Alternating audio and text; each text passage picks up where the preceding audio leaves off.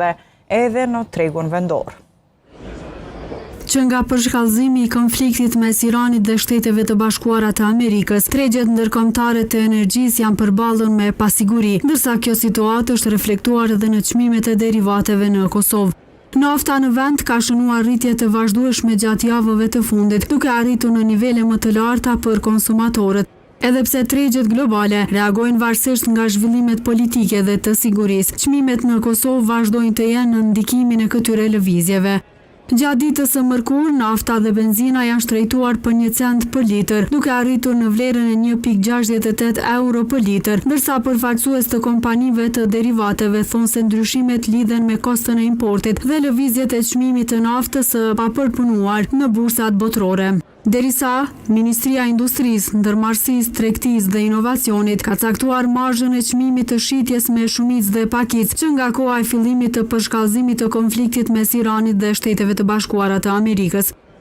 Nga dhoma e Tregtisë dhe Industrisë thonë se Kosova, si një vend që varet nga importi i derivateve, është ekspozuar ndaj çdo ndryshimi në tregjet ndërkombëtare. Pushtrem Ahmeti vlerëson se faktorët kryesorë që ndikojnë në çmimin final janë çmimi i blerës në tregjet botërore, transporti dhe zhvillimet gjeopolitike, derisa sipas tij në Kosovë nuk po punohet si në vendet e rajonit për të menaxhuar situatën. Me këtë situatën, siç po shkon për çdo ditë të rrit 4 cent gati po rritet.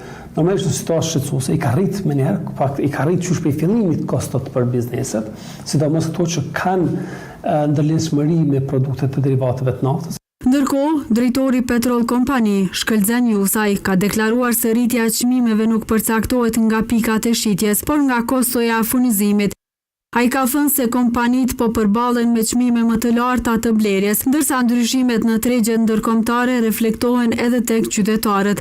Marë parasysh e rrethonat trendi i ngritjes së çmimit po ndikon negativisht në biznesin përgjithësi edhe të petrokompanisë edhe komplet si sektor, për shkak se është një vendim në fuqi i qeverisë.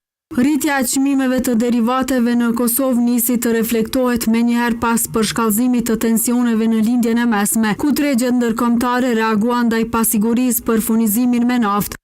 Frika se një përshkallëzim i konfliktit mund të pengojë qarkullimin e naftës përmes ngushticës së Hormuzit, ndikoi në rritjen e çmimit të naftës së papërpunuar në bursat ndërkombëtare. Si pasojë, efektet filluan të ndihen edhe në Kosovë, e cila është tërësisht e varur nga importi i derivateve. Një vit pas vrasjes